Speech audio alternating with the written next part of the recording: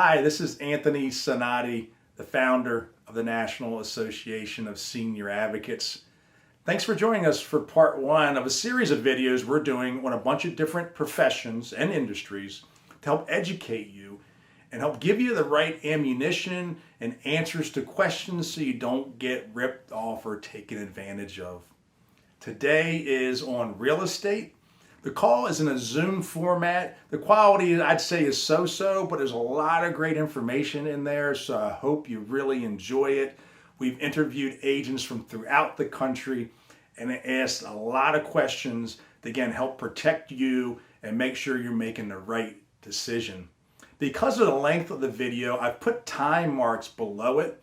So if you want to fast forward to, for example, how do I pick the right agent out of the 1.2 million in the country today? Just fast forward to that time mark. We have a bunch of subjects, so I think you'll find it really useful. At least I hope you do.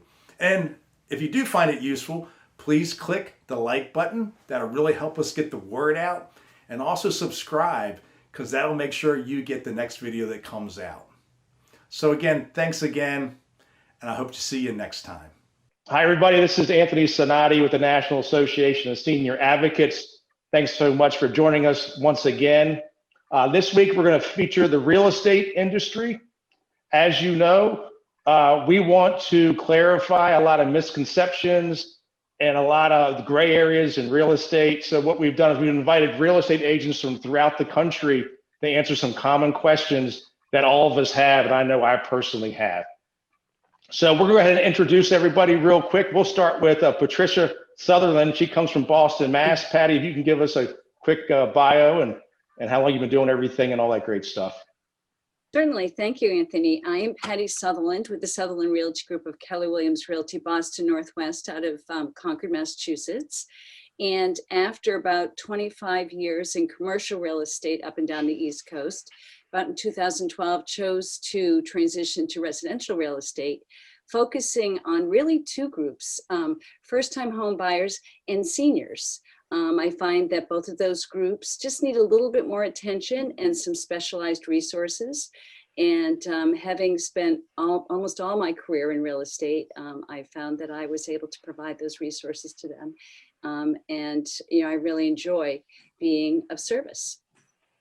Great. Thanks, Patty. And we have Kathy from Cincinnati. Yes, hi, I'm Kathy Courier, a seniors real estate specialist with Coldwell Banker Realty in the Cincinnati area. I am licensed in Ohio. I left also the commercial side of real estate where I had been since 1985, and in 2011 I switched to the residential side and determined that working with seniors was really my calling. I am a senior, and I had also helped with my parents before their deaths in a lot of the issues, and I realized what was involved in this. So I focus my business right now on working with seniors and their caregivers, their families, when lifestyle transitions require the sale of a home. And my goal is to make things less stressful, more successful, and hopefully they won't feel so overwhelmed. Instead, they'll feel overjoyed with the life that they've got ahead of them instead of overwhelmed with the process that they're involved in. So that's who I am. Great. Thanks, Kathy. And Jeff is from Long Island, New York. Hi, I'm Jeff Stone, Seniors Real Estate Specialist with Douglas Elliman in Port Washington and Manhasset. And my service area is anywhere from Red Hook, Brooklyn, all the way out to East Hampton. So again, reason why I became a seniors real estate specialist is because my own mom needed help at the time, and I was a fresh on the books realtor, and she needed a tool in order to help her age in place, or as I like to say, live in place. So a reverse mortgage was what helped her, and she's still living off of that reverse mortgage, I might add, and a couple of her friends. But I saw a much underserved market and helping those that need help the most. And that is seniors as well. I'm sorry, but kids for Kiwanis. I'm sorry, I had to throw that pitch in there. But again, seniors need the most help. And the ones that need it are the salt of the earth, the bread and butter folks that rely on their home as their piggyback, if you will. And it's very important to them. And I take this very seriously. And I help them make the right decision. I give them options to choose from. I invite their adult children to sit in, which I just did the other day. I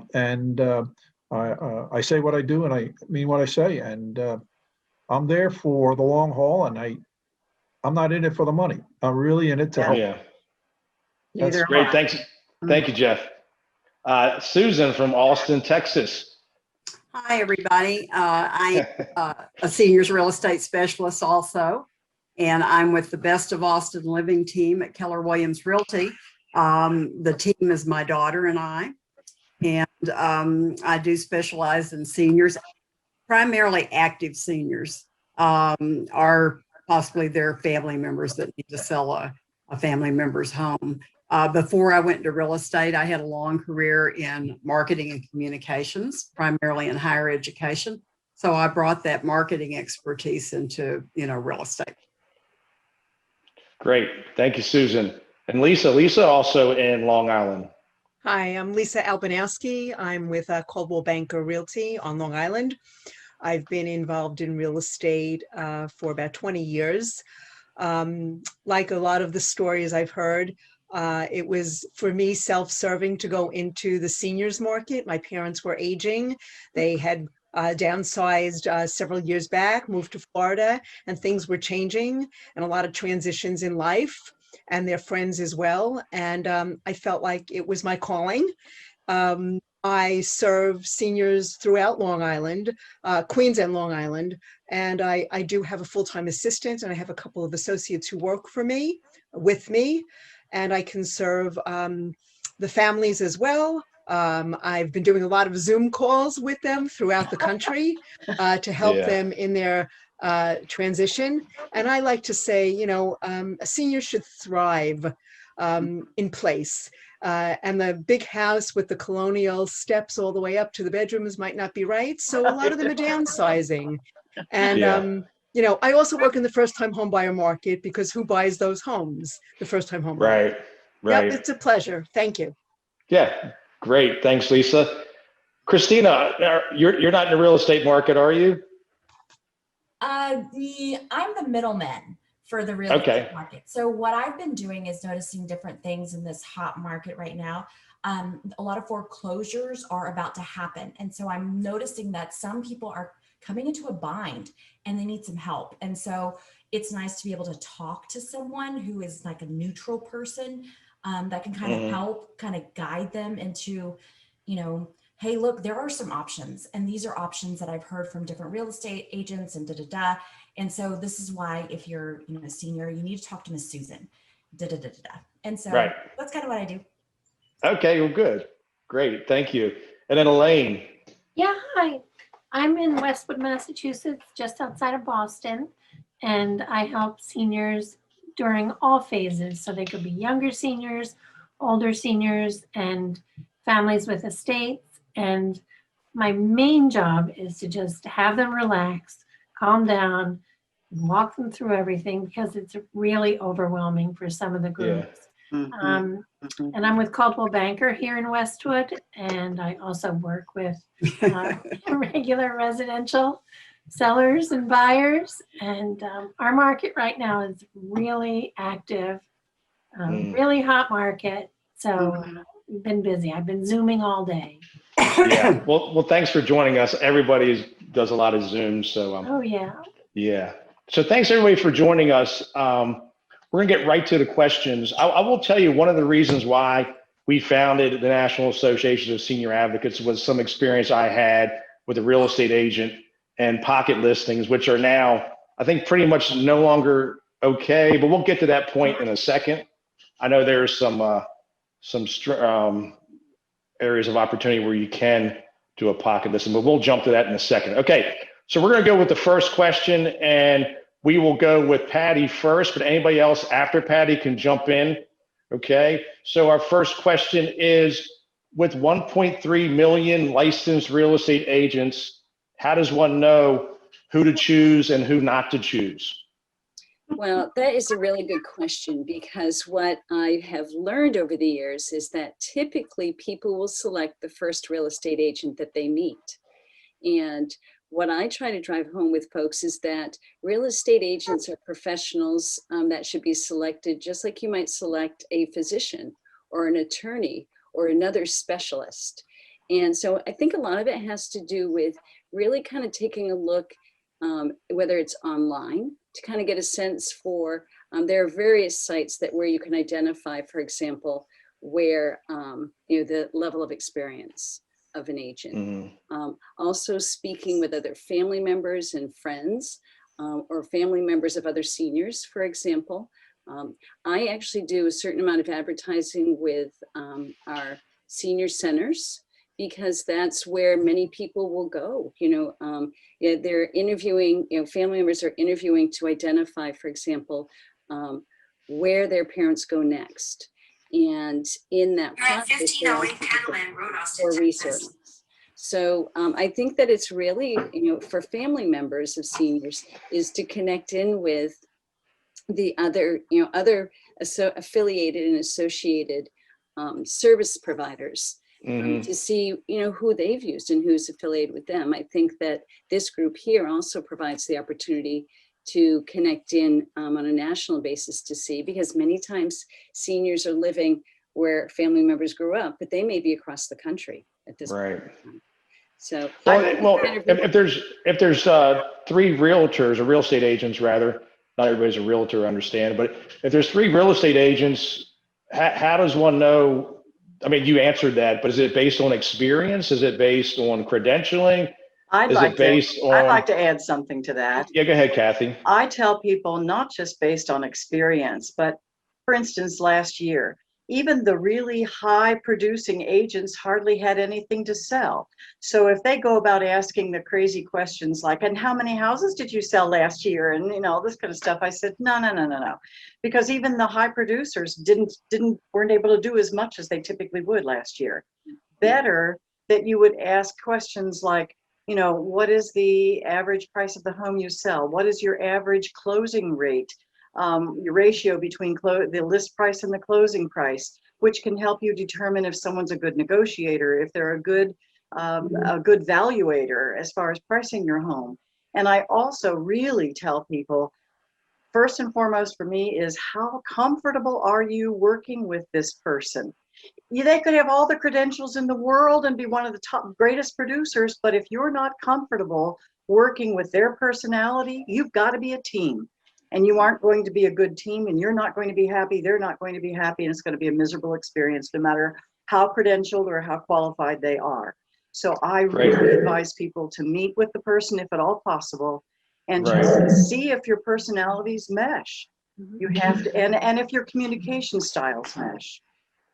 So let's talk about that list to sell ratio. Say that again, Kathy, if you could just, what does that mean exactly? What is the ratio of your sale price to your list price? In other words, if you're traditionally on average getting 98.6% of your list price as your sale price, then that's better than somebody who's getting 90% in these days, especially in the market we have now, which is so much of a seller's market. That either says that you're not pricing the home right to begin with, so that you can't get close to your original asking price, or that you're not negotiating really hard to be able to get close to that asking price. There are a lot of factors that go into that, but I think that's a good question to ask, rather than how many houses did you sell last year. Yeah, that's a great point. Thank you. So go ahead, Susan. You want to add in something our to that? market here in Austin, and I know it's low inventory in a lot of places. But it is absolutely nuts here in Austin. We did have a slight dip because of our blizzard back in January when everything was shut down for a couple of weeks. Yeah. I just looked up some statistics that we led, I forgot how many markets in the country, 47 US markets, in the offer price being over the sales price. For the 4 months that ended in the middle of this month, It was up, it was 7% above what the list price was. And that's for our metro area. In Austin, it's even more. So it's just really nuts right now. I mean, it's hard to even, if you put something on the market and you don't have multiple offers right away, there's something wrong. Yeah, that's right now in this market, but typically, this is a very unusual market, correct? Yes, yes. Yeah, well, it's hyper unusual here. Yeah. Yeah, right. Yeah. Does anyone else have anything to add to that? No? Okay, so to summarize, you want to look at experience? Jeff, go ahead, Jeff. Actually, I do. I was talking with this gentleman just yesterday, and he was looking for his parents a place for them to relocate to downsize, and or right size, as I like to say. Yes. And he goes, well, why would we choose you? And I go, well, why wouldn't you? I mean, I guess I sound like a lot of other realtors and saying, well, I'm the biggest and the best and do the most and blah, blah, blah. He says, yeah, a lot of them do say that. And I go, well, here's what makes me different. And I do mention the fact that my sole focus in real estate is working with people over the age of 50 to help them navigate this senior maze. All right. I have my go-to team that can help them from beginning to end, whether it's staging, tag sales, estate sales, decluttering, depersonalization. All of that goes into the market value of their home. And again, a real estate attorney to handle everything. This is what I do. I don't let them do anything that's going to cause them stress. As much as I can, I try to take that away from them, updating them all the time. But I also let them know about certain industry accolades I've received, awards. So thanks, Jeff. Thank you for all that information. So to summarize, would you guys say it's about experience? It's about the close ratio, you said, the listing to the sale price? And what else you do for the client? Are you the quarterback for the transaction, right? Or do you have other partners that you bring in? And the personality. I think the personality, working with the person, is as important, if not more so, than so there's a like personality mesh. Ratio. Yeah. Right. Is someone laid back, or is someone like hyper business, Yes. right? That type of thing. Yes. Gotcha.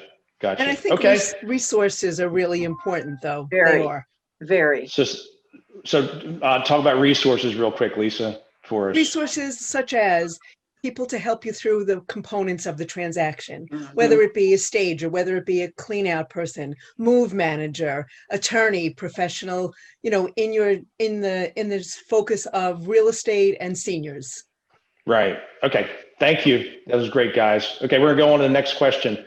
How does one know, now we're not talking now, right? Because this is a crazy time, but how does one know how to price a house? Because typically I'm going to say, me as a consumer, I think my house is worth more than it is, right? That's everybody, right? Because my house has a special whatever. The gold faucet. Yeah, right. Whatever it is. So how does one comfortably know that they're getting the max price for their house? And I'm going to go with Elaine. Elaine, you want to try and answer this, or? Oh, sure. Yeah. So you look at the comps. I mean, you know your market. If you're a good agent, you know your market. You know where houses are selling, how they're selling, what people are looking for. So you're basically looking at the comparable properties that have sold, or the location. You're not really looking at what the seller wants to get. It has to be quantifiable. So you really need to look at the data. You need to know your market. You need to know the buyers in that market. And all of that goes into pricing a home. And of course, location. Right. So I'm going to go to you, Patty. So if I live in a neighborhood and the comparables or comps are 400,000, how do I know my house shouldn't be 450 because I redid my kitchen, or I have a bigger lot, or I didn't redo my kitchen and maybe it should be lower than 400? How do we know that? Well, and I think, as Elaine mentioned, that there are many factors that go into pricing a home, and condition, And level of renovations or updates is one of them. I think many of us who know our markets have been in and out of these homes that have sold, whether we're representing buyers or whether we're just previewing for our own experience. So it's always interesting, I think, to ask someone, so what do you think your home is worth, and what is that based on? And and then help them quantify whether that is or is not true. And there's also a whole discussion about what happens when you overprice a home. Yeah. And statistically, what percentage of buyers will go to a home that's overpriced versus the home that is well priced. And there's a lot of information with the National Association of Realtors about how the normal time frame, not during this crazy market, because that means like, but in a typical market, I will say to people that if you don't have an acceptable offer or offers within 2 weeks, the market has spoken. It's overpriced. Yeah. You've got the wrong price if that's the case. So do you encourage people? I'm sorry. Yeah, go ahead, Elaine. Also, it's a good thing to point out to sellers that their renovations, it's not a dollar for dollar swap. So, right. The cost of your renovation has a different value on the market. So if they spent $70,000 redoing a kitchen, it's not going to equate to a $70,000 uptick in the price of their home. It might equate to a $40,000 uptick. It just depends on the quality. So, and that's another thing you have to guide people on if they're going to renovate a little bit, or not really renovate, but make some changes before selling. Just keep it within reason so they don't think they're adding more value to their property when really they're not. So renovations aren't a dollar for dollar swap when selling your home. Okay, gotcha. Thank you. Anybody have anything else to add? Yeah, I also tell them that before they do any renovations or anything, before they sell their home, please let me take a look at it and let me talk to them, because there are some things that if they don't take care of, it would make them not qualify for FHA or VA loans. Right. And they might be spending their money on something else, but gee, if you don't take care of this thing instead, you've just wiped out maybe 60 to 80% of your potential buyers because they can't get the loan they need. So is there a specific list that one has to do for VA? What is it, FHA and well, for VA? Instance, yeah, if there's peeling paint anywhere on the outside of the house, if there's a structural issue anywhere. And I've actually worked with clients where nobody knew there was a structural issue because for years they had everything piled up against their basement walls. Now all of a sudden that stuff comes down and we think, oh my gosh, you could actually see the bow in the wall. So there are, if you've got stairs more than 3 steps and there's no railing on the outside of your home, you have to have a railing or FHA will not lend on it. If you're missing, depending on the condition, if you're missing certain appliances in the kitchen and leaving a big hole where a dishwasher should be, FHA or VA is going to say that's not acceptable. So there are things that people need to consider, and they should talk to a realtor before they plan on spending a chunk of money on any particular improvement. What if I put all kinds of improvements and upgrades into a house, or vice versa, simply sell it as is? How does that affect the price versus the comps? We may have already addressed this question, but let's go with the as is. So let's say the house this is very typical for older adults, right? We've been in the house for 40 years. The carpet is shaggy from the 70s, maybe not so much, but the wallpaper, the kitchens, the bathrooms. How do we know what to upgrade and how do we know what not to? What's the minimum and what's the rate of return on some of those upgrades? I'll speak to that.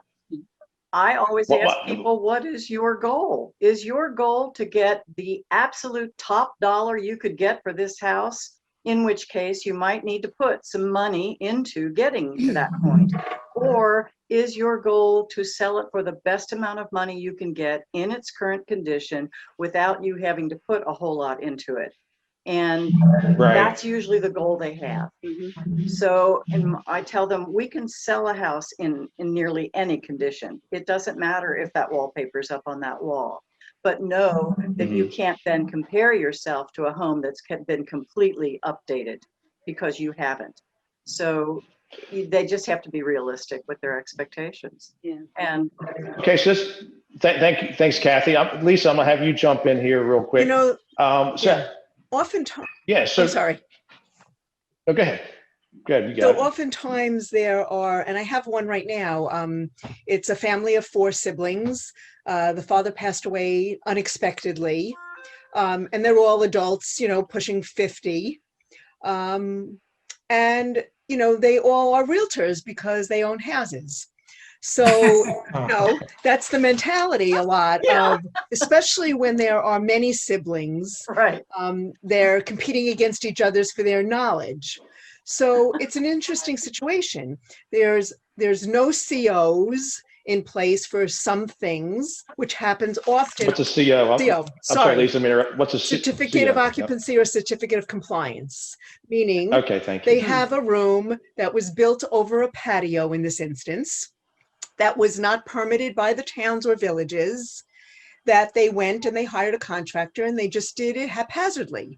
So the code does not meet the code of today's standard of build, and it would never pass, forget about a VA or an FHA inspection, it would never be able to get a mortgage unless the lender was lenient. So that's a different topic, but I'll stay focused. So there are many as-is situations. This is one situation that I'm bringing it back to an as-is. So I met with them in the home. There were 3 siblings there. One was not in town. And we talked about, you know, you want this price. Another realtor came in and told them that it was all that, and that the market is so hot, you know, you're going to get multiple offers. And that's what they wanted to hear. They really didn't want my expertise or advice. All they wanted to know is, if they price the house at this price, how much over? And, you know, you point out the flaws, you point out the condition of what as is means, and then you show then comparables, you know, as Elaine said, comps, for the homes in the geographic area, like in kind, and you point out the attributes of the other homes versus what they have, and that's the best you can do. Right. And if you don't get an offer, So typically I say in 2 weekends, right? Then you know something's Right. off, and it's usually the price. Yeah, let's talk about that as far as competition, because this is something that I really used to drive me crazy in any business. You know, it could be investments, it could be real estate. You know, the investor says he can get you way more than the investment professional says he can get you a better rate of return and probably can or ever has. But how do you know if a real estate agent is exaggerating that I can sell your house for $25,000 more than what the market says? I mean, how does the consumer like me know that person is not being 100% truthful and to use you? I'll ask Susan that question if since she's in Austin. I know the market is crazy right now, but yeah, if it was a different, although it's been a seller's market here for a number of years, if the numbers don't support that amount over, you just need to ask that realtor that's given you, you know, a way over price that you can list it for. Where is he coming up?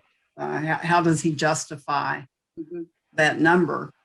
Because it all comes down to the comps in any market, right? Right. Okay, Jeff, you have anything to add on that? Yeah, I do. There's a lot of unpacking here. I mean, everybody touched on a strong point. As is, you know, other folks know, you know, you put something on as is, and I understand you don't have much to in your bank account to fix it up the way you'd like to, but you're going to get an as is price. But let's see what we can do to maximize the value of your home. And I look at it like I'm spending my money to fix up their place. And do I want to spend that much? No, I don't. But I always offer, you know, the 3 Ds, all right? A deep cleaning, declutter, and depersonalization. Yes. That approach right there speaks volumes. And if I need a professional to come in, like a senior move manager, I'll have them come in. They're acting like a field general. They take care of everything from soup to nuts. We do things, I make suggestions like taking that shag carpeting, which I just did recently. They're taking it up with my contractor, gonna redo the floors. They're gonna clean the entire house and they're good to go. All right. So folks always want as much for their home as possible. All right. And I understand that. Well, it's their biggest investment. It's their biggest Exactly investment. right. I mean, You have to treat it as such because they rely on this. But again, I don't want to overpromise and underdeliver. I tell them sometimes things that they don't want to hear but need to hear. Right. Right. So once you explain things, I mean, let me tell you something. The senior population, and I'm part of that group now, is that we don't want to get fooled. All right. We want to hear the truth, all of it, warts and all. All right. You can be respectful while doing this. And you say, okay, let's look at what other homes sold for that are similar to yours. The condition, the location, all the ABCs of real estate. All right. Let's see what we can do to maximize your value. Here's what we feel we can do. But I'll tell you what, because it is a tight market, why don't we add a little extra onto that now? If it doesn't sell at that point, any action, let's try reducing it 2 weeks later, all right, to a more acceptable level, all right? Because I'm going to try to get as much for it as possible. I don't want to let it hang out there and stigmatize for any bit, all right? And or at the same time, let them know here's places that you could go to when we sell this, and we work on that process when it is time. So again, I always try to make it feasible. The condition, doesn't have to be granite countertops, marble flooring, or anything like that. As long as everything is in good workable order, because I know what appraisers are looking for. You can have a remodeled house that backs up to the Long Island Railroad, as opposed to a house that needs work that's in a primo location, mid-block location, nice lot size, has everything that you could ask for. All you have to do is just fix it up a little bit. I would pay more for that house. All right. What was that? right. So the 3 Ds: declutter, deep clean, and depersonalize. So Patty, is it ever justified to do the bathroom or the kitchen or put major money in it? Is it ever justified to do that? If it's the market, and if they want that top dollar. I love those 3 Ds. And I always, and differently, I have 3 Ws, right? So I always say, well-maintained, well-presented, and well-priced. And the way I feel about these as-is homes, they're the perfect homes for first-time home buyers. So I think it was Lisa who said earlier, who buys these homes?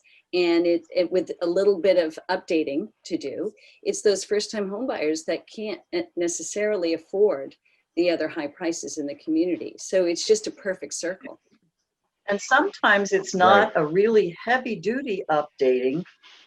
You can put new fixtures, just new light fixtures or new plumbing fixtures in your house, and it makes a huge difference. Or even new little knobs on your kitchen cabinets. And it can make a big difference in the way something looks, and it'll make it look more updated. So you don't. And you can resurface the cabinets, the kitchen counter, excuse me, without spending, a big amount of money. Yeah, very simple staging techniques. I had a client reglaze a tub because it was chipped, right?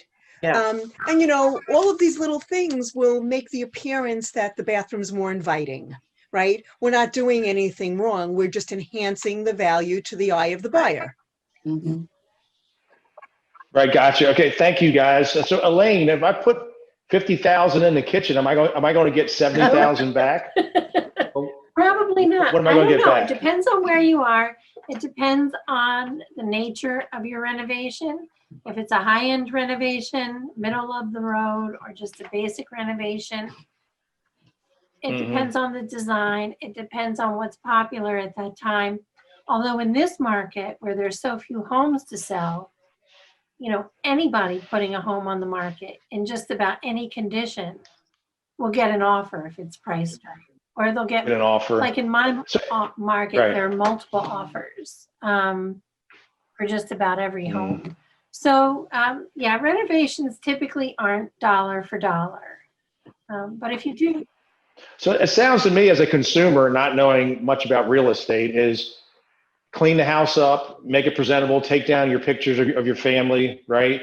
Clean everything up and then go, right? And then what if my neighbor has a renovated kitchen and I'm competing against my neighbor, then I guess I'm not selling it for as much as my neighbor is or what have you. Is that basically a good summary, or am I you missing have something? to look at the whole picture. It could be. Right. You know, I have sellers. I had clients a few years ago, and they had a great house, but it was really dated.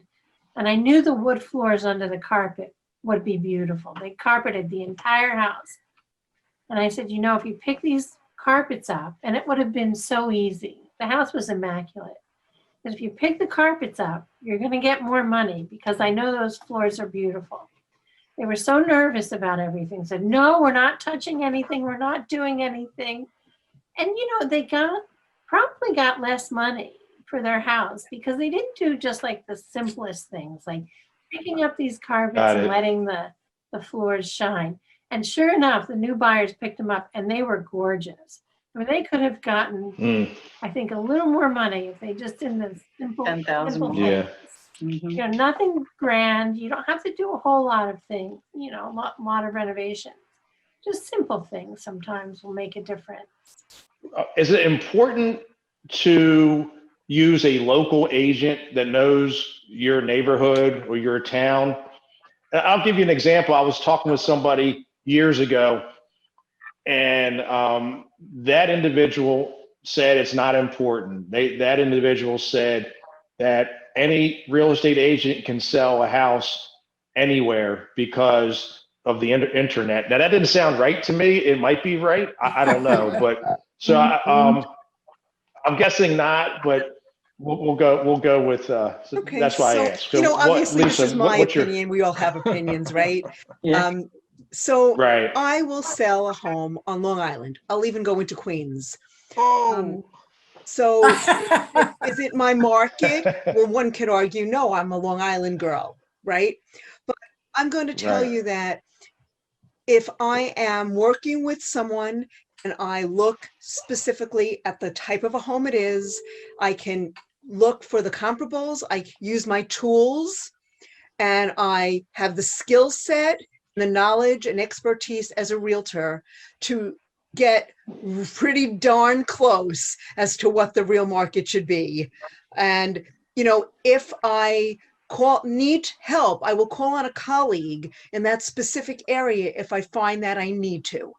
So the answer really is yes, but I will make sure that I do my due diligence and really do the work, not just haphazardly. So Elaine, can you sell a house in California for somebody? Or do you have that expertise, or is it more localized? Like you're in Western Mass, right? So you could sell comfortably. You're muted. We have you muted. Yeah, I'll get you, Elaine. Yeah. Sorry about that. I'm near Boston, okay. so I don't know the California market. Right, right. My son went to school there, but I still don't know the market. So Right. I would probably find an agent in that particular area. I would call my colleagues. I would look people up online and refer it that way. Mm-hmm. That's not my area of expertise. Now in Massachusetts, I tend to stick in Greater Boston. If I were going out to, Gotcha. I had a buyer for Western Mass, I'd contact an agent out in Western Mass. Yeah, I'm Greater Okay. Cincinnati. Kathy, I'm going to interrupt you. Well, we'll go with you, Kathy. So if I'm in,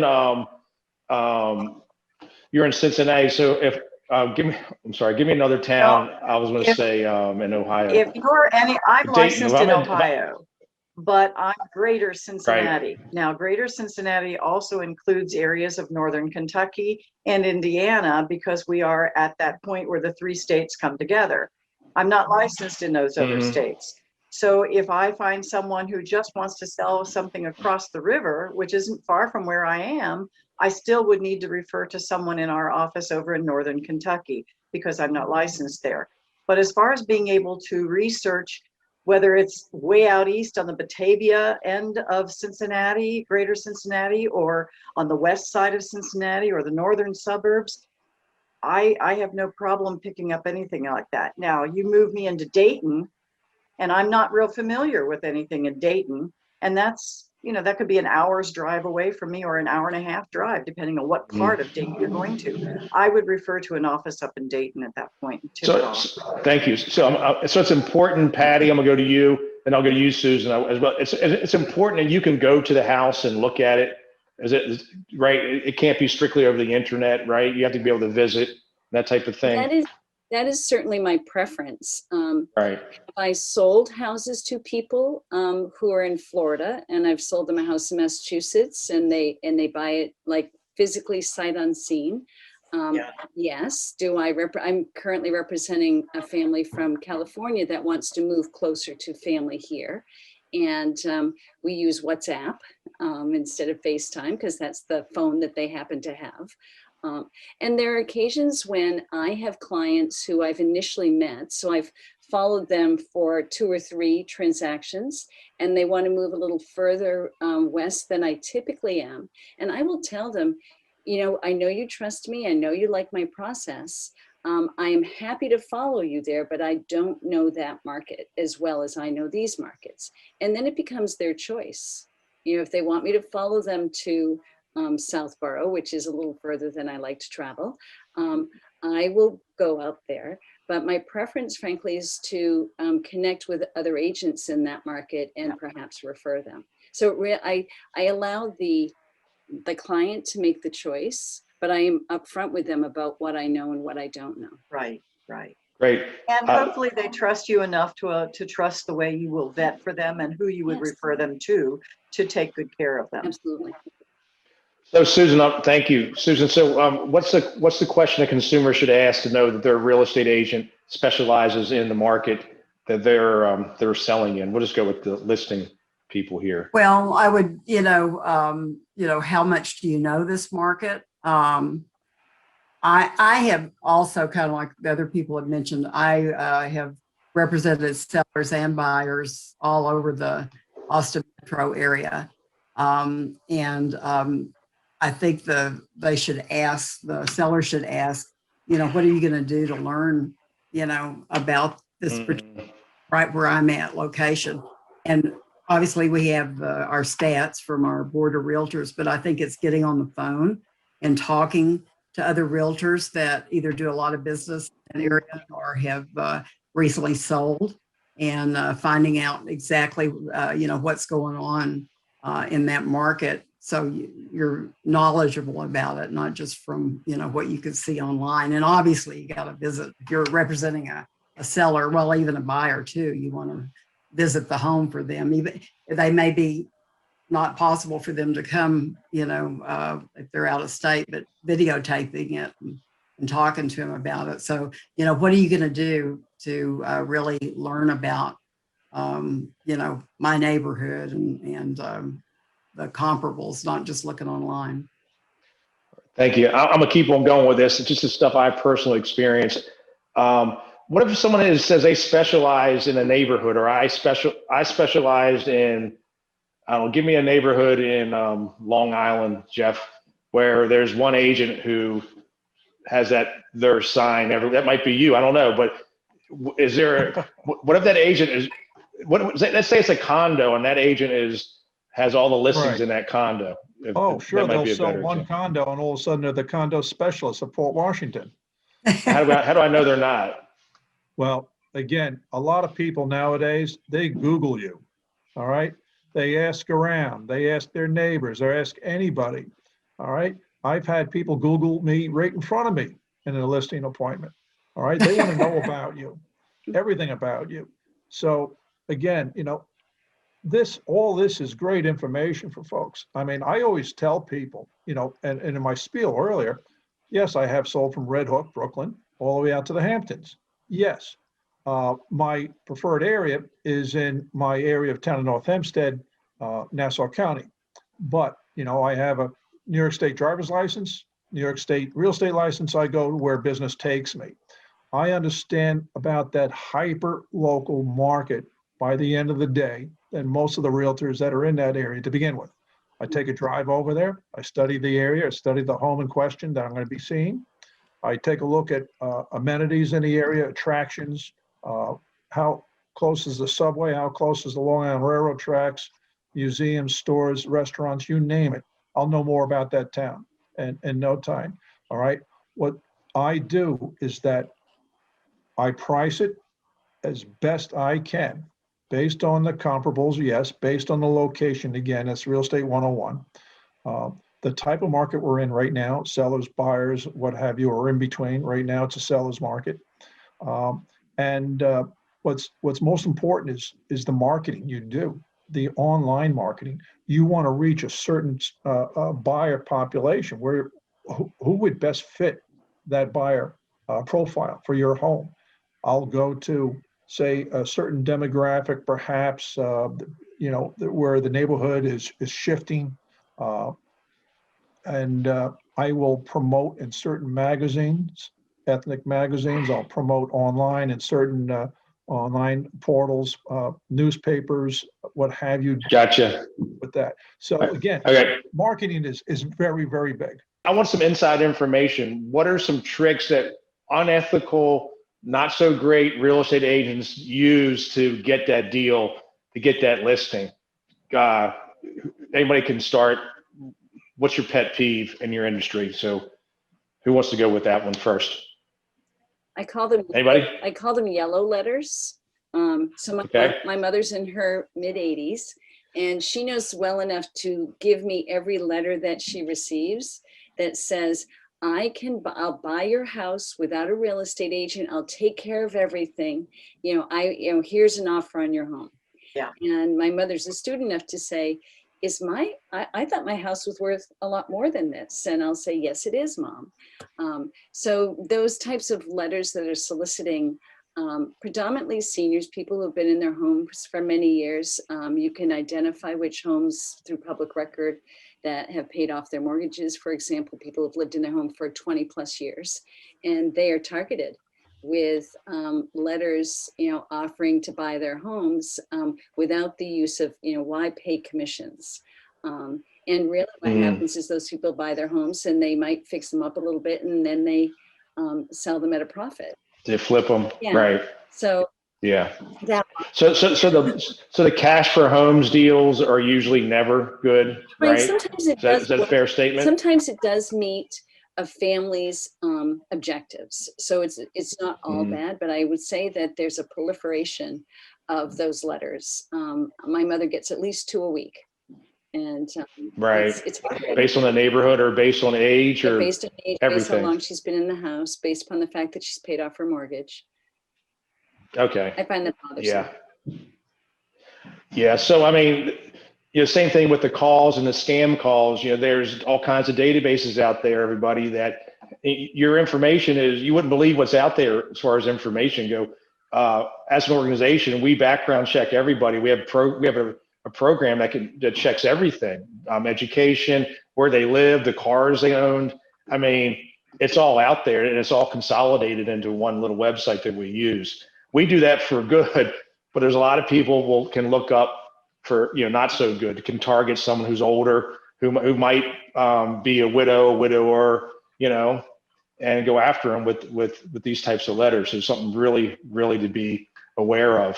How about, I know most of the people are in the National Association of Realtors, so you can't speak poorly of other agents. But competitive wise, are there some tricks that agents might use that maybe aren't exactly true? I'm not sure how we can word it that you guys can talk about it, but I think one of them is that they immediately jump in and tell them that they will cut their commission. And we earn a living based on this commission, and I think that to make sure that the sellers understand that if we quote them a 6% or 7% or whatever it is we're quoting, I only get 1.5% or maybe 2% of that. The rest of it, 3%, this much is going to the buyer's side, whether you like it or not. Even if you sold the house yourself, chances are you'd have to pay a buyer's commission. But then even on the seller side, I'm not necessarily going to get the entire percentage. And I think people need to Right. understand that. And people say, well, this one came in and said they do it for this percentage. And I said, well, I don't want to cut my commission. I really don't. And I feel like I am worth every penny of what, and I work hard for that. And I think that it's just like anything else. You get what you pay for.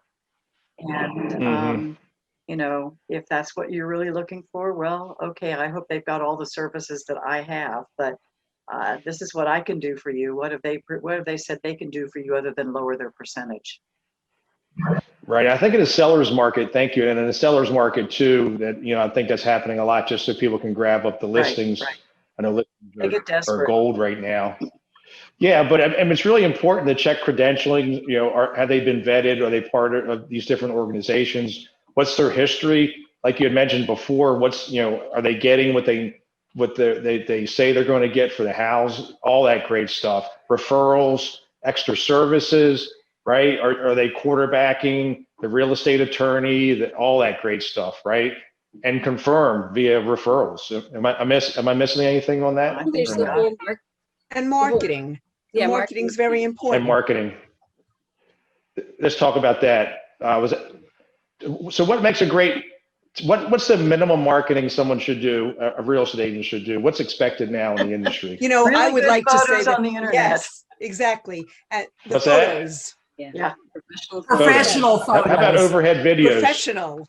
How about overhead Professional videos? photos. Professional photos, Right. okay. Yeah, I don't Professional think photos. overhead videos, it depends on the listing. If it's a high-end listing, but if it's, a typical listing, I don't think it needs it. invest in that, but the professional photos are critical, and video if you can have it.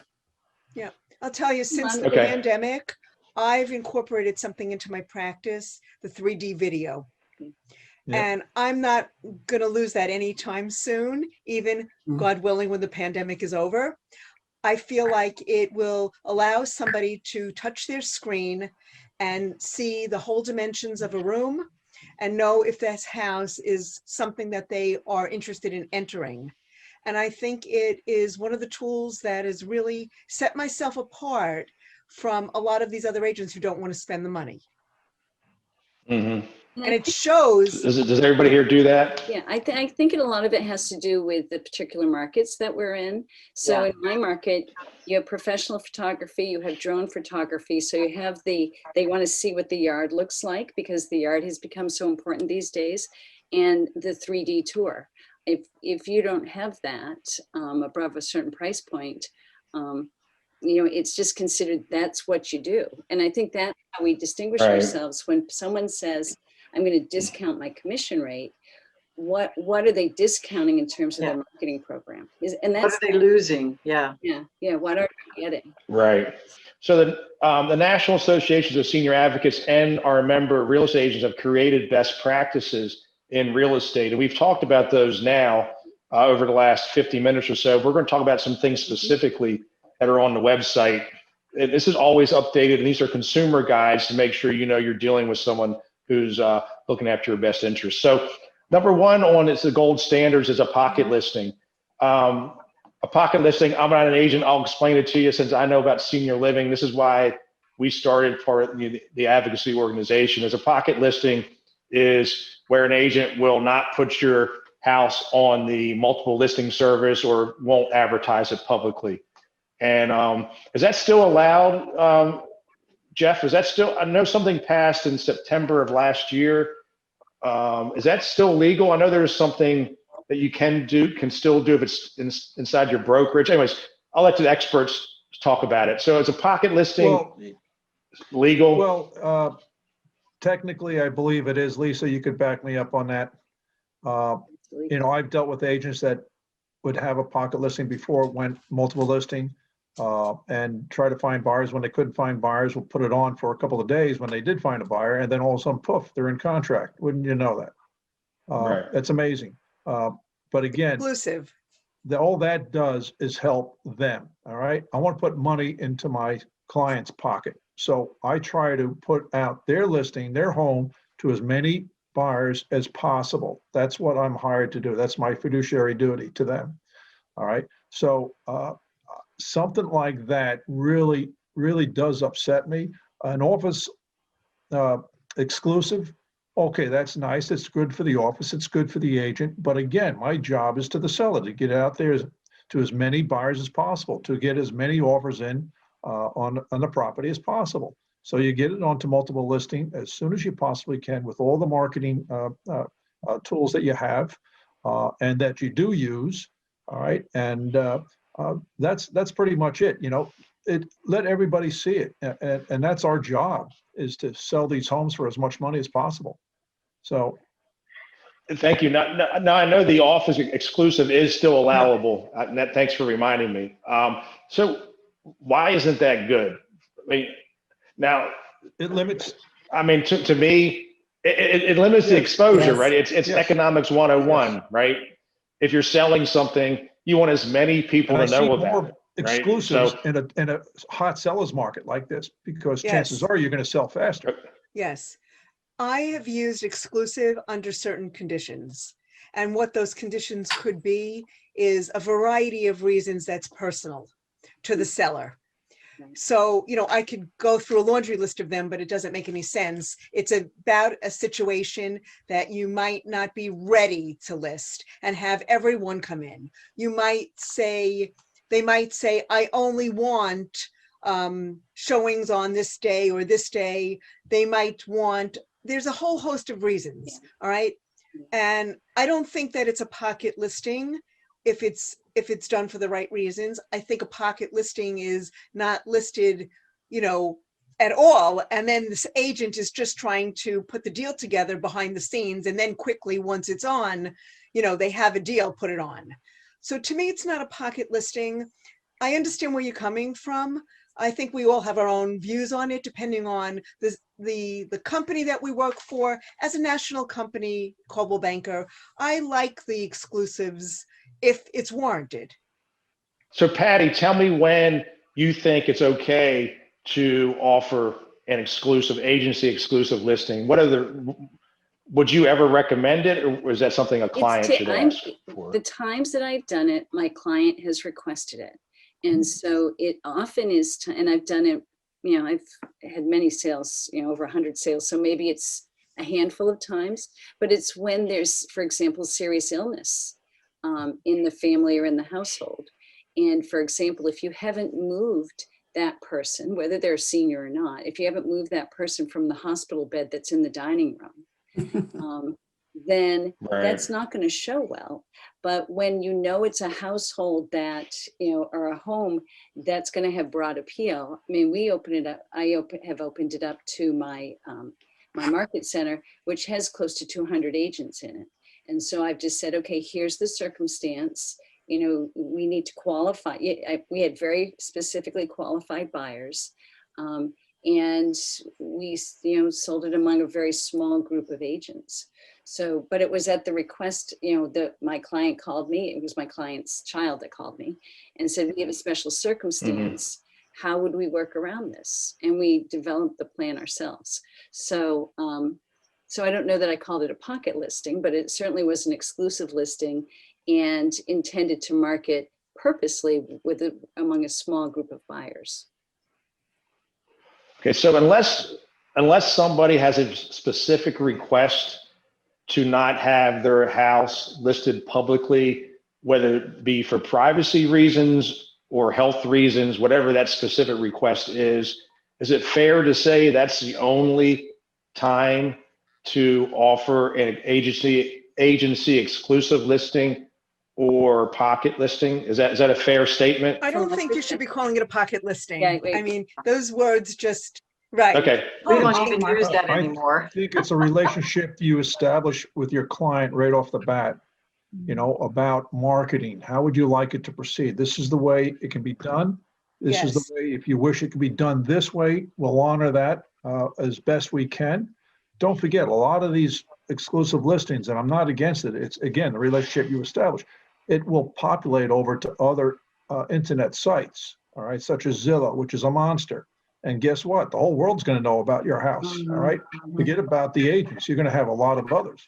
So again, Right. you know, exclusive listing is all well and fine, but it's the relationship you have in the beginning, and you honor what they want. Okay.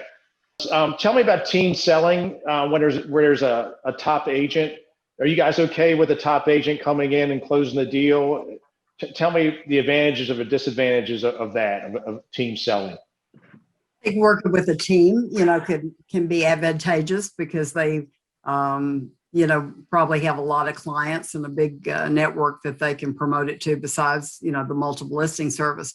I think where it becomes problematic if you meet with the team leader or one of the main people, and then you think you're going to be meeting with that person or communicating with that person the whole time. And then you find out, you know, they send somebody else and you don't hear from that person again. I think that's where it can be problematic. So, and I think it's in our gold standards that, you know, a seller should know who the person is that the agent that they're going to be working with. Right. So if you're working with an agent with a big name, big marketing budget, what have you, and that agent meets, you want to ask who's going to be the lead agent? Yes, or who's going to be, yes, the person that I have the communication with, who's going to be communicating with me most of the time. Are you going to be working with you directly, or are you going to assign somebody else? And if so, who is that? So Elaine, do agents ever accept referral fees from their contractors or gifts from service providers? Never. You should never do that. When you refer a client to someone, I mean, you have a nice relationship with all the people you work with. You know, I have a nice relationship with some builders, but I would never take a fee or expect a fee. With movers, never do I do that. That would be considered steering almost. You know, if I referred just one or two people and expected a fee for that, that would be unethical. I never take fees. So does that happen in the market at all, Kathy? Does that ever happen that you're aware of? I think, I'm sure that, yes, they've tried, but I think a lot of times it depends on the state's, not only the national ethics, but the state's ethics that are involved. If you limit it to $25 or less, you know, that might be okay. But anything more than that, no. I mean, if somebody offered me, you know, tickets to some major event that cost hundreds of dollars, no. That would be unethical to take that kind of thing. How do I know as a consumer, the person they're referring to me to redo my windows, my carpet, move? How do I know as a consumer they're not getting some money back? I tell people if I'm referring that I do not have any personal gain. I tell them right up front. I do too. I do too. Is that an important question to ask? Yes. Yes. Yes. I mean, what I have a list of contractors, and what I try to do is in each category have at least 3 to choose from. Yeah. And they are all recommended by my clients for the most part. My husband is a handyman, so he also tells me about, you know, who are his favorites and who, you know, who does a good job. But I also encourage my clients to call and interview them. Yes. And make their own choice. And if they select someone on my list and they do not provide, you know, stellar service, then I need to know, because they stay on my list by providing consistently good service to my clients. Gotcha. Agreed. So, Okay, great. All right, we're going to wrap up with one last question. There was something on the gold standards about, and again, I didn't create these, agents created these, and I revisit them every once in a while, but clients, they won't allow clients to pay hidden fees. I'm gonna ask the question the right way, but are there hidden fees at settlement that clients need to know about? That's illegal in Texas. I mean, maybe it happens, but you're not supposed to exchange any money outside of closing. So that doesn't happen anymore? Well, I don't know. It may happen, but if it does, it's not ethical. I don't tell you about it. You know, there's What's that? If it's hitting, right? So you never know. Well, there's a settlement statement that the buyers and sellers get a few days before closing, and it's prepared by the attorneys, and it shows all the fees all the charges, all the monies that are being exchanged. So that's it. That's the standard, and nothing veers from that. What's on the Okay. closing disclosure is what they go by. Yeah. Okay, so before you settle on your house, you get a settlement sheet. Is that what it's called? And it has all the fees, Yeah, Right. closing Closing disclosure, document or closing documents. Alta, it's called an Alta statement. Alta settlement, yeah. Is any of that negotiable? Not It at was that point. negotiable before they prepared it, but once all that's prepared, everything's been Yeah. decided between the brokers and the buyers and sellers and the attorneys. That's the final step before closing. I'll And- tell you, I've had question about title company questions that you know, it's a buyer will see the proposed costs, and there have been people who have challenged, and some of them have had reductions in some things. Mm-hmm. But again, Okay. that's before you get to the point where you've got a Yes. final closing Yes. statement. Yes. Otherwise, you won't close on the date you were planning to close. That's No. right. You start Correct. changing it. Right. So when I get my settlement sheet, all those fees on there, they're all legitimate and they're not negotiable. I'm not talking sale of the house and commissions, that type of thing, but all the other fees that are Right. there from the attorney, that's all standard. And I, as a consumer, don't have to worry about it. And that all should Well- have been disclosed to them up front long before that. That's Right. right. In a That's the discussion with their attorney, what are your closing fees? What are your title fees? Things like that. So those are discussions that the buyers and sellers have to have with their own attorneys before they get to the closing table. Because all In those Texas, fees- we don't typically use attorneys as part of the buy and sell process. And the title companies, and Christina can shake her head if she agrees with me, are pretty much set. Their different fees are just about the same in every company. Every state is different. So know your title company and I know all of you have good friendships with your title company. What's going on right now is outside scammers will come in and say, hey, it's Christina Suarez from Championship. We're ready to get that wire in.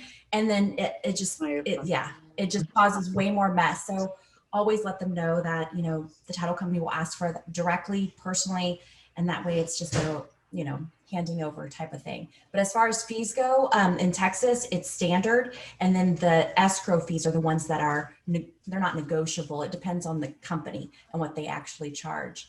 So yeah.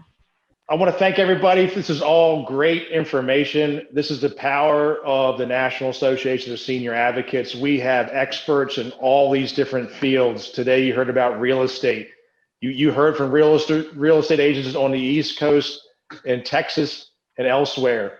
These are all client first motivated agents who want to help you guys out. So please visit our website at www.naosa.org. Look for a real estate agent in your area and use these agents with confidence because they have your best interests at heart. Thank you.